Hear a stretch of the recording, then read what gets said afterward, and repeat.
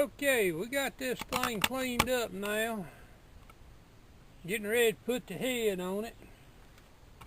Wound up, had to get another head because it had a little crack in it.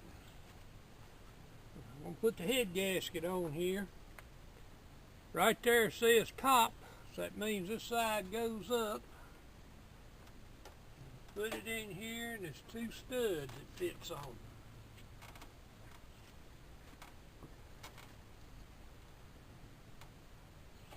Just like that. And now I'm going to lay these pieces of wood in here while I'm getting the head in it. I'm afraid I might drop it, and I want to protect that head gasket as much as I can. Try not to tear up anything. I'll go back here and get the head.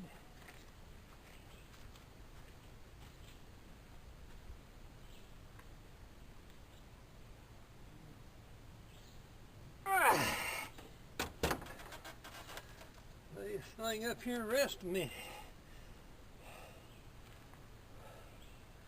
Booger's heavy. According to the shipping weight on the box, was 73.5 pounds.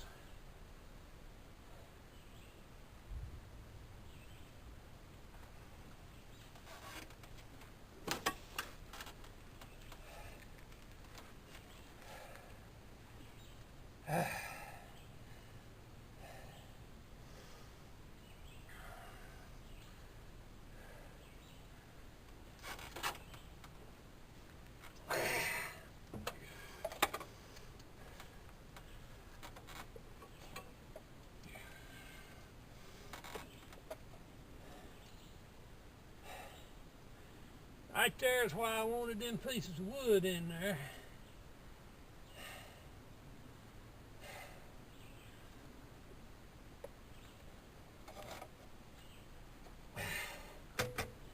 Whew.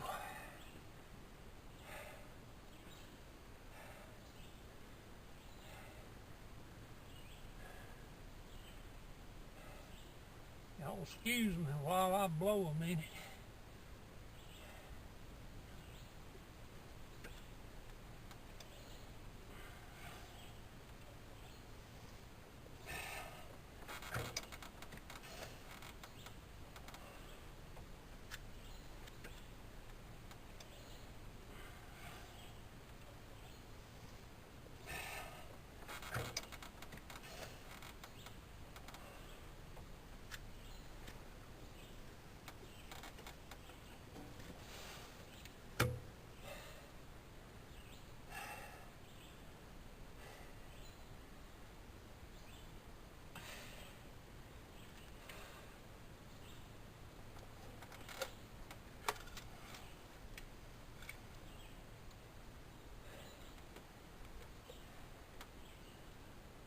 Okay, come to the front a little bit with it.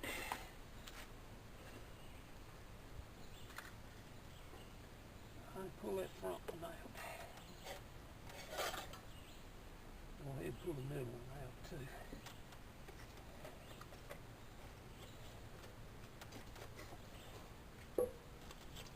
Okay, you got that right. Can you get to the back one? All right.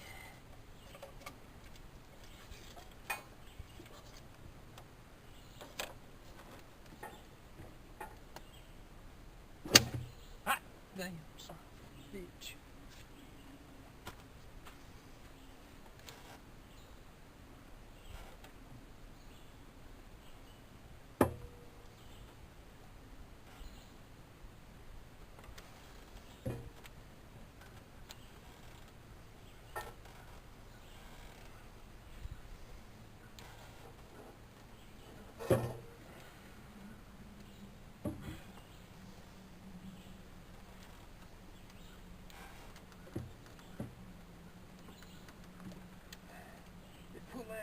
catch a hold of me. There we go. Now we got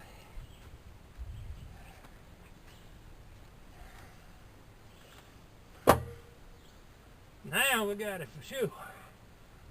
Okay.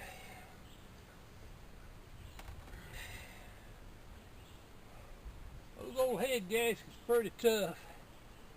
And I'm reasonably sure that that didn't cause any problems on it. It's just a little bit of sliding.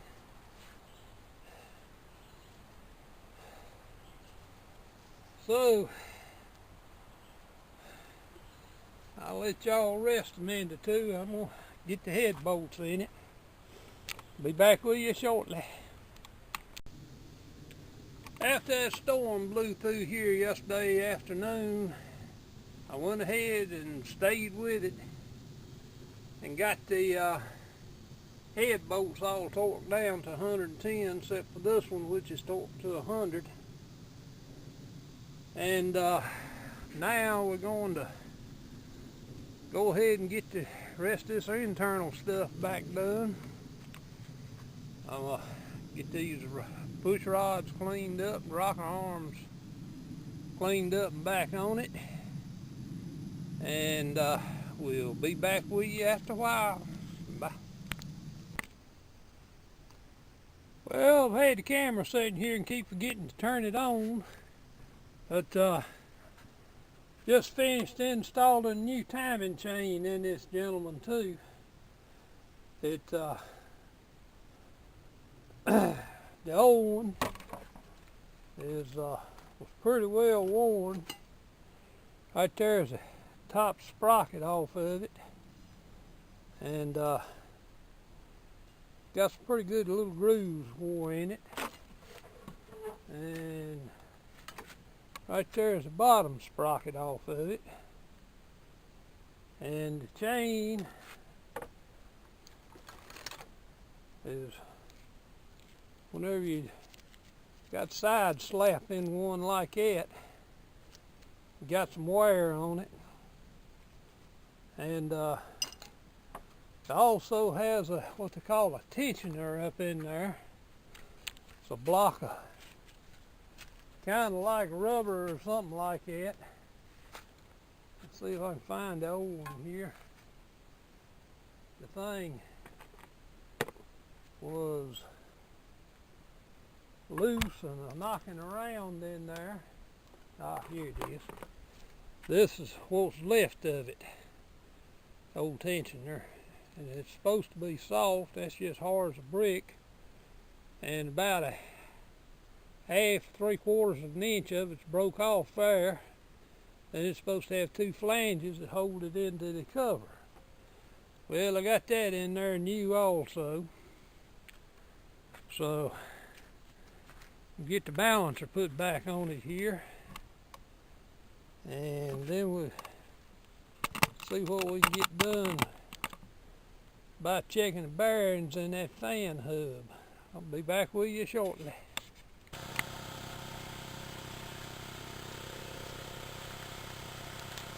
We've got this housing here that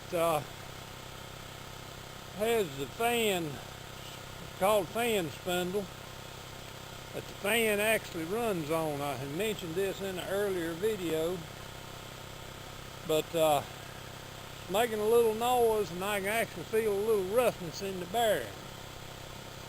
So after a whole lot of internet searching and so on, I found out that Chrysler no longer, or Jeep no longer makes this item. But I did find a number for the bearing, which the bearing and the shaft are made together. This being it right here.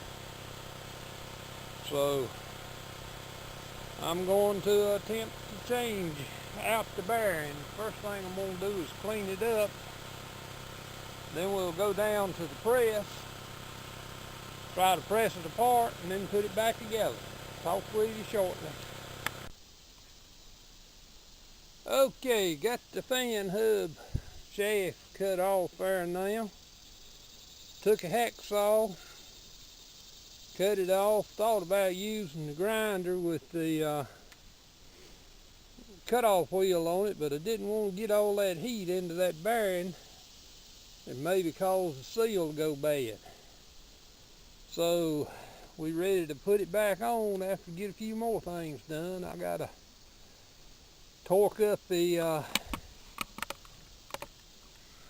intake manifold, exhaust manifolds, and without this on there I got a little bit more room. So be back with you shortly. Okay, got the fan hub back on here, right there. That's just quiet as it can be, and figure out where I'm at here. It's pretty much in the same spot, because see where the studs are, just about the same amount of clearance that we had before. Got the air conditioning compressor hung back on it, and dumb me hadn't done this until I put the alternator back on. Them bearings are plumb terrible in it, and I thought about just tearing it down and putting new bearings in it. Then I got to looking at outfit I looked at before was called Rebuilder in a Box on the internet. So I ordered a kit for that alternator. It should be here tomorrow, which includes bearings and new brush holders. And if I just went with the bearings, it'd been my luck, the brushes would have been wore out. So we'll go ahead and put new brushes in it, and it should be good to go for a while. Next thing we'll do is try to get the injectors in it. Gonna put a new set of injectors in it. We got the originals. Thing got 200,000 miles on it. I expect they're getting pretty well worn. So be back with you shortly.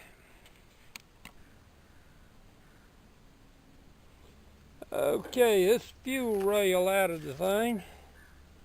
It's just like I took it out. And like I said, the people that bought it new told me that it still got the original injectors in it. And so when I pulled it out, notice here 1, 2, I swore I got 3 O-rings out, but anyhow those O-rings popped out. And so got to take clips off right here and pull the injectors out, and I got a new set of injectors, and we're gonna put them in, and hopefully everything will go. So be back with you shortly.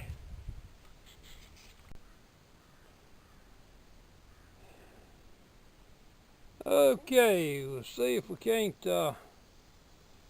get this up here and look at it. The old injectors are a single hole design in this thing, and the new injectors are 4 holes. It's supposed to be a better atomization to your gas. It's supposed to improve things. So anyhow, we'll get them on here. Be back with you shortly. Okay.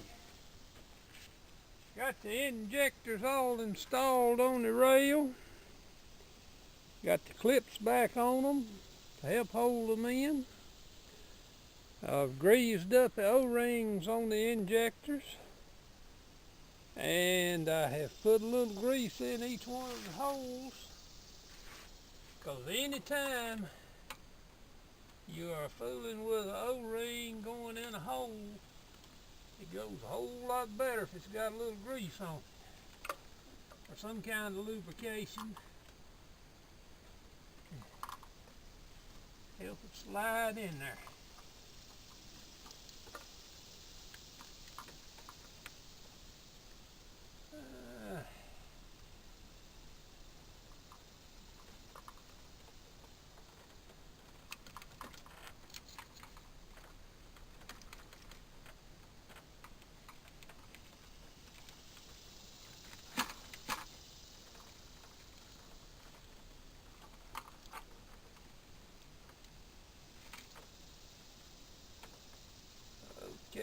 everything's sitting down like it's supposed to be.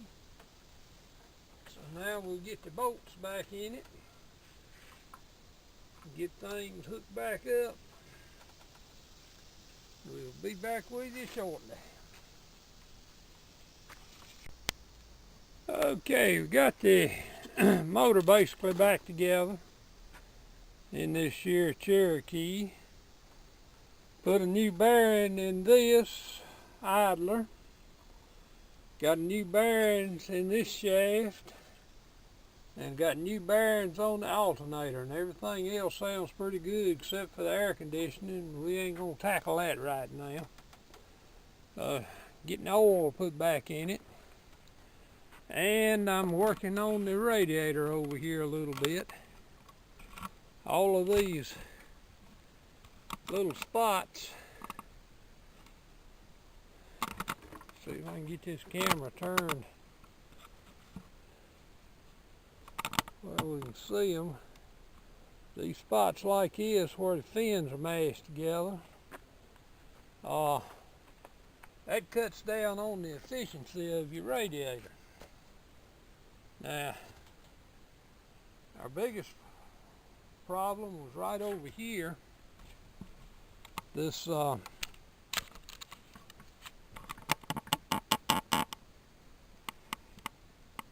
can find it. Yeah, there we go. See the rusty water stains.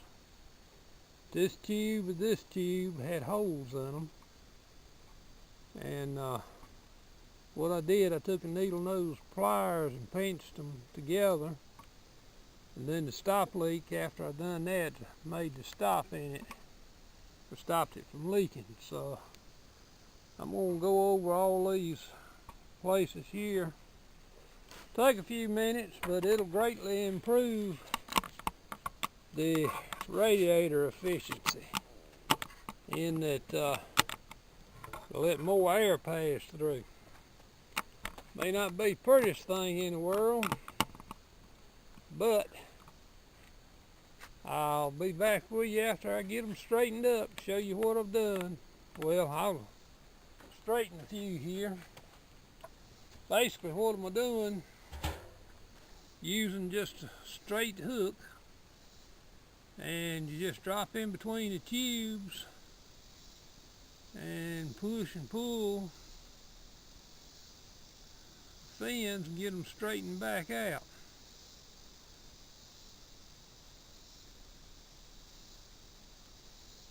When they fold it over like that, it won't let the air go through, and that amounts to a stopped up radiator. This right here.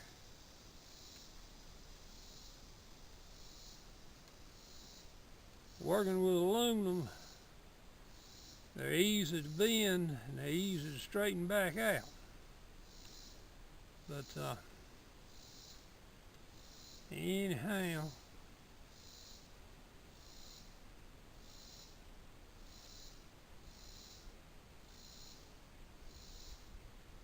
they don't have to be plumb perfect, just where they're not folded over so the air can go in between.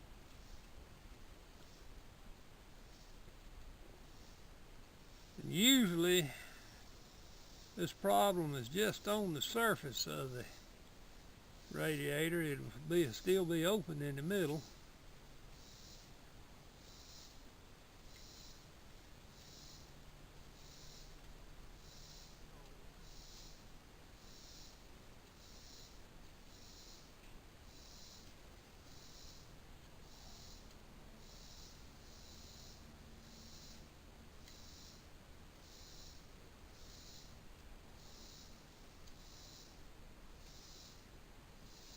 Okay, I won't suffer you through no more of that for the time being. I'm going to go ahead and turn you off and get some of these fins straightened out, and I'll be back with you shortly. Okay, got most of the fins opened up now. And over here where the holes are at, I took some 5-minute epoxy and mixed it up and put a patch over the holes, and hopefully that'll give it a little more protection. Did that in 2 steps. I put one coat in and then let it set a few minutes. After that started hardening, I mixed up a little bit more and put over top of it. So we'll be back with you shortly. Well, got the radiator back in and got it hooked up, and I run into another little snag. I noticed down there on top of the air conditioner, it's that wet fluid. Well, I put the power steering pump back on and put fluid in it, and so some has leaked out. And I don't have any leak here at the hoses. It's coming up on the bottom, so evidently got a bad O-ring or something in it. I'm gonna have to take it back off and see what's the matter to it. We'll be back with you shortly. Okay, got a new O-ring in it. Got a pretty good tight fit. Hear it pop there when it come loose. This feels good. We'll get the clips back on it here.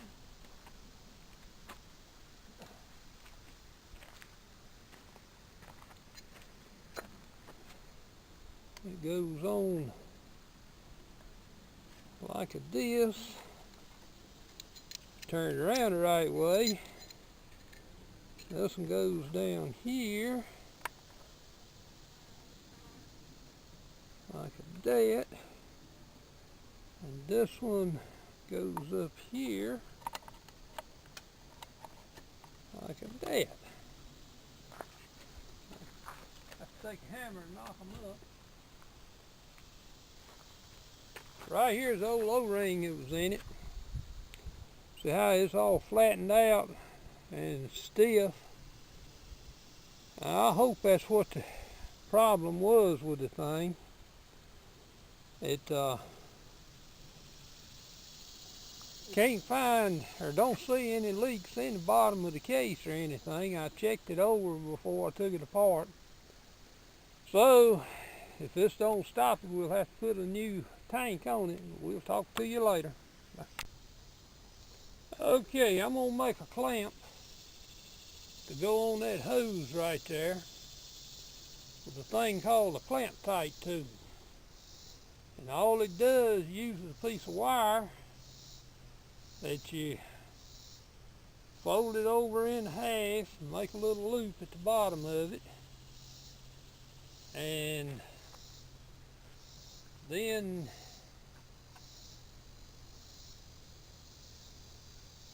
helps if your wire is straighter than mine, but anyhow, we'll make a loop around this hose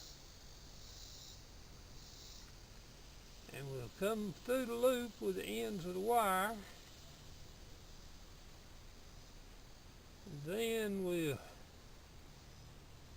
pull that up a little bit more. We're going to come through that end again, through that loop. That gives us 2 rounds around the hose.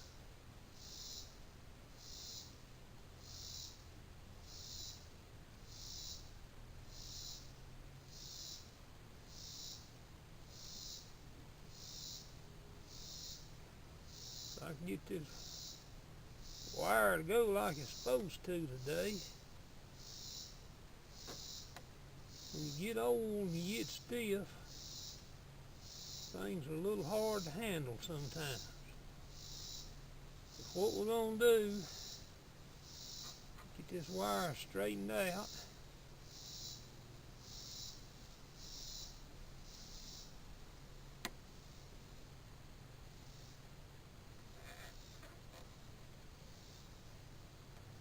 Get it up here in position.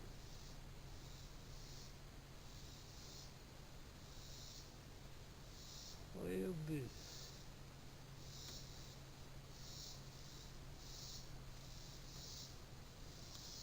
Got it crossing over one another, and you don't want that.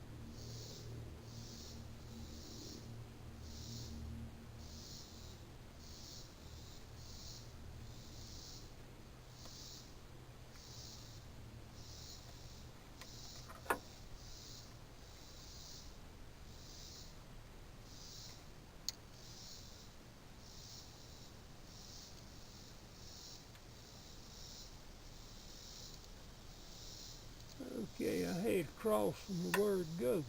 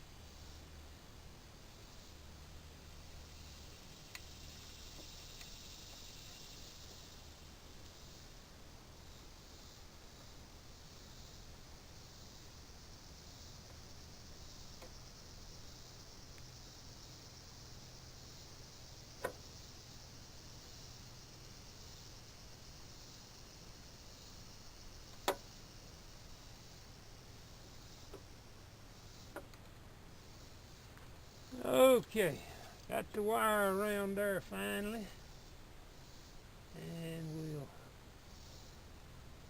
get hooked in a notch here,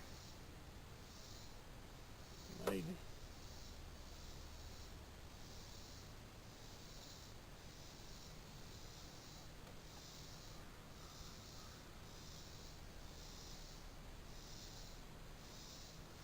Around, over, under, and around, and get them twisted together.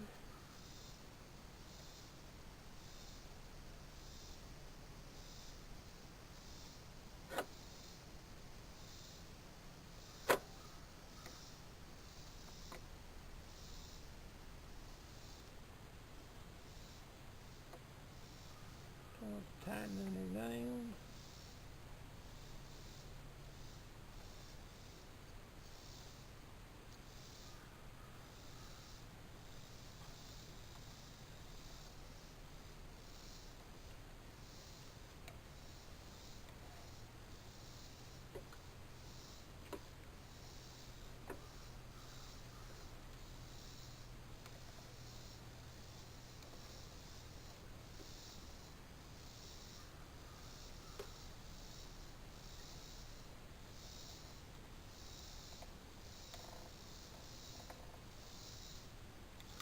Okay, and then this is how you finish off your clamp.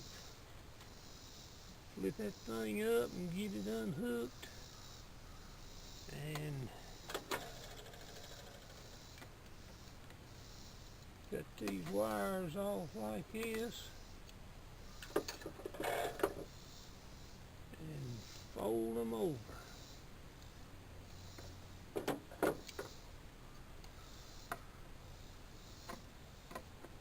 Mash them down. Then if you ever need to take it off, you just take a hold of those two ends, pull them back over, pull that loop over, and she'll come right off. So I'll be back with you shortly.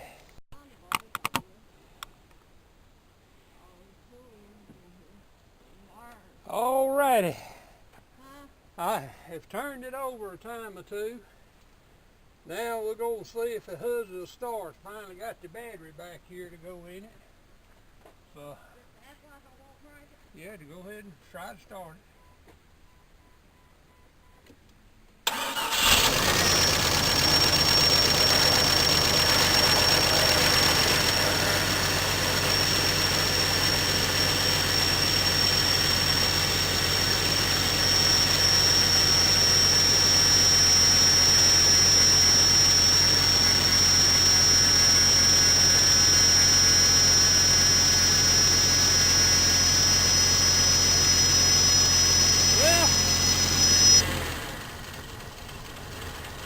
As it did start, I gotta hook up that overflow, or EGR.